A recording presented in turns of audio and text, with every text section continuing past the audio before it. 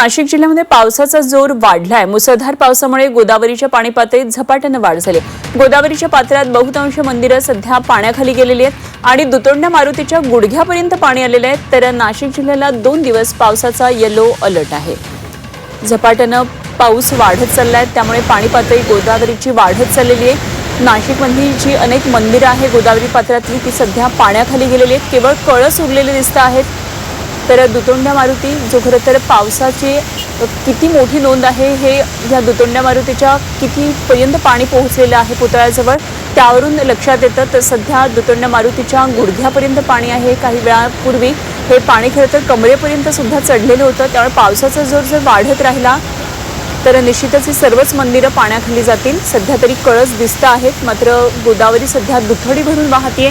त्र्यंबकेश्वरमध्ये तसंच घाटमध्ये जो सगळा पाऊस होतो तो सगळा गोदावरी नदीपात्रातून हा सगळा प्रवाह खाली येतो आणि नाशिक शहरामध्ये त्याचा हा सगळा परिणाम दिसून येतो। गोदावरीला पूर आलाय, त्यामुळे जनजीवन विस्कळीत झालेलं आहे। नाशिक जिल्ह्यात पावसाचा चांगला जोर वाढलेला आहे। ही मंदिरं आपण बघतोय आणि ही थेट दृश्य आपण पाहतोय नाशिकमधली। तर दुतोंड्या मारुतीची सुद्धा मूर्ती आपल्याला या ठिकाणी दिसतेय। छातीपर्यंत आता पाणी आलेलं आहे दुतोंड्या मारुतीच्या। त्यामुळे निश्चितच मोठ्या प्रमाणामध्ये पाऊस आता पडतोय आणि त्याचा परिणाम म्हणजे गोदावरी सध्या ओव्हरफ्लो झालेली आहे। काही ठिकाणी पात्र सोडण्याची सुद्धा शक्यता आहे। नाशिक शहरामध्ये आपल्याला दृश्य पाहायला मिळत आहे। गोदावरी पात्रामध्ये जी मंदिरं आहेत नाशिक शहरामध्ये सध्या ती पाण्याखाली गेलेली आहेत। तर दुतोंड्या मारुतीच्या कमरे इतकं आता पाणी आलेलं आहे।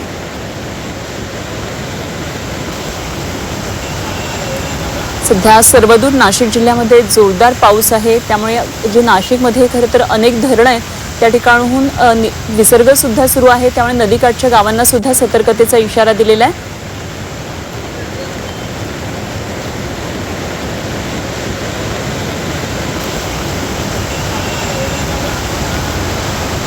तर अशा प्रकारे गोदावरीमध्ये पाण्याची पातळी वाढलेली आहे। प्रवाह सुद्धा अत्यंत वेगाने सध्या सुरू आहे। तर नदीकाठच्या गावांना सतर्कतेचा इशारा दिलेला आहे। गोदावरीची आपण ही दृश्य पाहतोय। नाशिक शहरातली सगळी जी मंदिरं आहेत शहरातली ती सध्या खाली गेलेली आहेत पाण्याच्या आणि सगळा पावसाचा परिणाम संपूर्ण नाशिक जिल्ह्यामध्ये जो आहे तो दिसून येतोय। त्र्यंबकेश्वरमध्ये जो पाऊस होतो त्याचा परिणाम गोदावरी ओव्हरफ्लो होण्यामध्ये होत असतो आणि हा पावसाचा जोर जर असाच वाढत राहिला तर निश्चितच गोदावरीला पूर येण्याची सुद्धा शक्यता वर्तवण्यात येते। सतर्कतेचा इशारा प्रशासनाने दिलेला आहे। त्यामुळे नदीकाठच्या जी दुकानं आहेत गावं आहेत त्या सर्वांना सतर्कतेचा हा इशारा दिलेला आहे।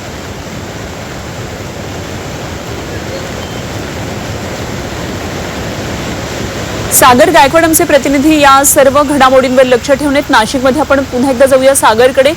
सागर, काही वेळापूर्वी दुतोंड्या मारुतीच्या कमरे इतकं पाणी होतं आणि पावसाचा जोर वाढला तर आणखी ही लेवल वर येऊ शकते। काय सध्या स्थिती आहे? नक्कीच मी आता गोदावरी घाट परिसरामध्ये आहे। माझ्या पाठीमागेच दुतोंड्या मारुती आहे। आता जर त्या दृश्यांमध्ये बघितलं तर काही वेळापूर्वी जे कमरे एवढं पाणी होतं आता ते थोडंफार वरती आलेलं आहे। खरं तर नाशिक शहरासह जिल्ह्याभरात मोठ्या प्रमाणात पाऊस पडतोय। याचा परिणाम आता आपल्याला सगळीकडेच जाणवू लागलेला आहे। त्यात विशेष बाब म्हणजे या गोदावरी नदी पातळीत वाढ झाली आणि यामध्ये गोदा घाटा परिसरात असलेले जे मंदिरं आहेत ते पाण्याखाली गेलेले आहे। पुराचं इंडिकेटर म्हणून ओळख असलेल्या दुतोंड्या मारुतीच्या कमरेपेक्षा पण जास्त पाणी झालेलं आहे। पावसाचा पाऊस जो आहे तो अजून मोठ्या प्रमाणात पडायला सुरुवात झालेली आहे आणि याचा परिणाम जो आता जाणवू लागलेला आहे। गोदावरी नदी पातळीत मोठ्या प्रमाणात वाढ होताना पाहायला मिळते। आजूबाजूचे जे दुकानं जे आहेत ना ते सुद्धा काढण्याचं काम जे आहे ते मोठ्या प्रमाणात पाहायला मिळते। काही वेळापूर्वी इथे महानगरपालिकेचे कर्मचारी आलेले आहेत। जे पूर पाहण्यासाठी लोक येत आहेत ते गर्दी करतायत त्यांना बाजूला काढण्याचं काम जे आहे ते महानगरपालिकेच्या कर्मचाऱ्यांकडून करण्यात येत आहेत। विशेष बाब म्हणजे या गोदावरी नदी पातळीमध्ये वाढ होताना पाहायला मिळते, म्हणून गोदाघाटमध्ये राहणारे जे नागरिक आहेत त्यांना सतर्कतेचा इशारा देण्यात आलेला आहे। त्याचबरोबर जे नागरिकांपर्यंत प्रशासन पोहोचू शकत नाही आहेत त्यांना स्वतःहून स्थलांतरित करण्याचे आदेश जे आहेत ते प्रशासनाकडून देण्यात आलेले आहेत। विशेष बाब म्हणजे गोदावरी नदी पातळीबरोबरच इतर धरणं आहेत त्या धरणातून देखील पाण्याचा मोठ्या प्रमाणात विसर्ग करण्यात येताना आपल्याला पाहायला मिळतोय। नादूर मधमेश्वर असेल अजून बाकी धरण असेल या ठिकाणी देखील पाण्याचा विसर्ग काढण्यात येत आहे.